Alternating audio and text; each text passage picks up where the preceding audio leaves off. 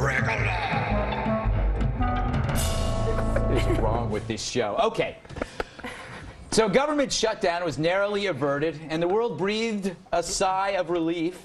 Well, not really, and I'll tell you why. Normal people hate government. To me, it's like women's basketball. If it's the only thing on, maybe I'll watch it. But if I don't have to, I won't. So imagine network execs fighting over whether or not to air more women's basketball. That's how I feel about government.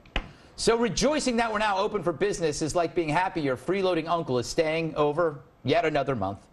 One exception, I'm glad the military families are okay, but their paychecks should never have been in play. The Dems could have separated that from this other budget crap, but I guess you know who didn't want to. And so we were able to shave $39 billion off a $3.6 trillion budget. To give you some idea of the proportion of the savings, imagine the budget as a trip to the sun. The savings got you to a rest stop in North Bergen, New Jersey. I know that stop. But watching Poles do battle over this tiny sliver kills me. It's like watching two muggers argue over giving their victim, you, a dime so you can call a cab home. Anyway, I hear it's a win for the Republicans, which reveals a sad truth. We're all screwed if anyone calls us a win. We may have cut a tiny bit, but the seeping blob called government still won. And we lose, we being the folks who work to sustain those who don't. By 2021, the public debt will reach 87% of GDP. And that brings us to Greece. Not the musical, but the reflection in our mirror, which screams for a Makata moment, a simple plea from last week.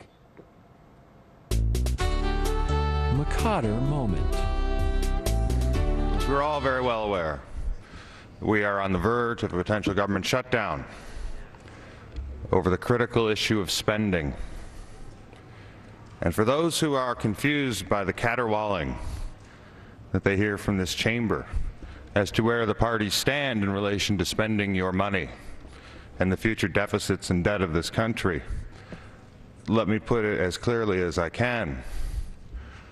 The Democrats support shutting down the government for more spending. The Republicans support keeping open the government with less spending. I trust your wisdom to determine which you prefer and which you deem in the interests of this country. I yield back. I love that guy. Put a cape on him, and he could be the next president of the United States. And if you disagree with me, you, sir, are worse than Hitler.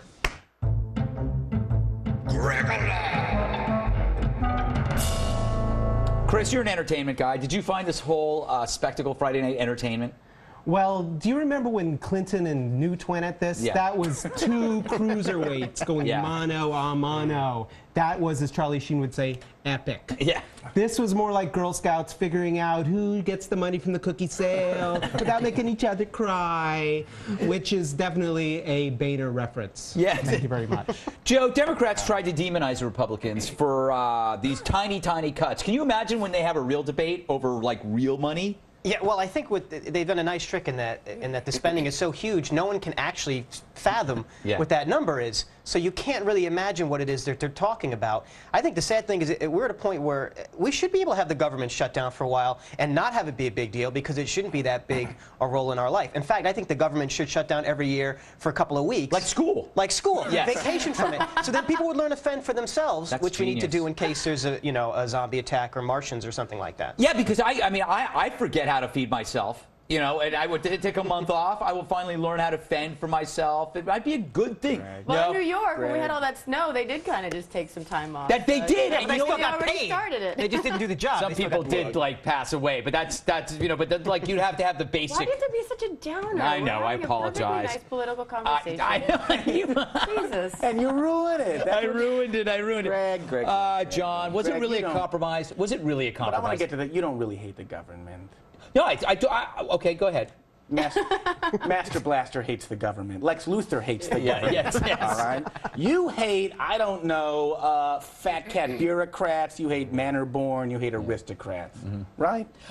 I hate people who don't know how to control money. I have to do that. You have to do that. Right. And it's our money, and they forgot that it's our money, and they don't care, and they can't even understand how to get like under 14 trillion out of Well, then debt. what we need to do as a country is invade wealthier countries. Yeah, I agree with you. But are there any? Switzerland. Diane, what do you make of this whole debt limit argument? Do you think we should keep raising the debt ceiling? No, I think we need to cut spending. But you know, everyone's been saying that for forever. Though, despite the fact that you're not happy with these cuts, I will point out that they did cut the trend in spending by a lot. Yeah. In 08, we were 6%. In 09, we were at 11%. In 2010, we were at 14%. Now we're going to fall by 4%. So that's a big change, despite the fact that, you know, they weren't going for the 61 trillion or whatever, 61 billion that they wanted. They only got 39 billion. Still better than the 78 billion that Obama wanted to spend instead. Don't you love how the Democrats were against spending until against cutting and forced spending until the cutting happened, and then all of a sudden it was like, but once they employ the purple nurple, then it's amazing what you'll say. This is one, you know, because a lot of people compare the budget to business and our own finances, and you know, debt is an important part of business, right? You know, and so like, why don't Republicans have more faith in America's future? You know, maybe we will. Republicans do have faith in Americans and America's future if you allow the people to do the job, but not the Democrats who don't have faith in Americans this way because they think that they're the only ones who know how to spend your money. I'm listening. But there's something to be said to the point you made before, Greg, is that, you know, Obama ferociously opposed tax cuts and spending cuts until all of a sudden they reach a deal, and now not only is this brilliant, but it was all his idea. Yeah. But this shows a political shift. You know, when he first introduced the 2012 budget, it was all about spending on all of the pet projects that they wanted to take on, and now instead it's all about cuts and reform. So big government's on the defensive, and I think that's a big deal. That's why I don't understand why this is a GOP win. When a Democrat cuts, it's a Democrat win because Democrats never cut. They've taken their issue and made it theirs. That's like jujitsu. But it's exactly what Clinton did too in in '94. It was that triangulation that he and what's his name, Dick Morris, invented together. Don't know who he is. I've never heard of him. No, I never see him on Fox. Well, I feel like they want us to be grateful that they're placing fewer leeches on our body now instead of saying, well, we were going to put 18 on you. We're going to have 3 on you now. It's a significant trend. It's like even though those leeches were good for you, and you should want all those 100 on you. And the point is like I'm running out of blood. You know, sort of focus on something. You know, it's really weird. I'm hungry right now. Yeah, you would be. You are a Democrat, my friend. Coming up, do poor people walk too slow? We discuss Diane Maceto's new book, Out of My Way, Poor People. But first, it's true, Snooki just got a raise. Talking about money, people. Get your heads out of the gutter.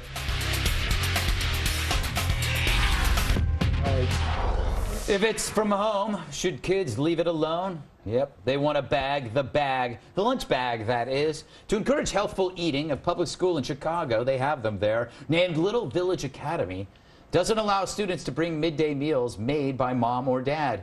Instead, they must eat the food served in the cafeteria, unless they have a medical excuse. Says the principal, quote, nutrition-wise, it is better for the children to eat at the school. It is about the nutrition and the excellent quality food that they are able to serve in the lunchroom. It's milk versus a Coke.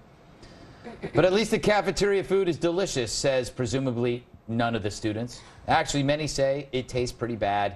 We asked a fruit roll-up to comment. This is absolute bull. Those kids are nothing without me. I've been the king of middle school fruit snacks since 1983. That principal can bite me. Who knew fruit roll-ups were so angry? They were so angry. You're right, Diane?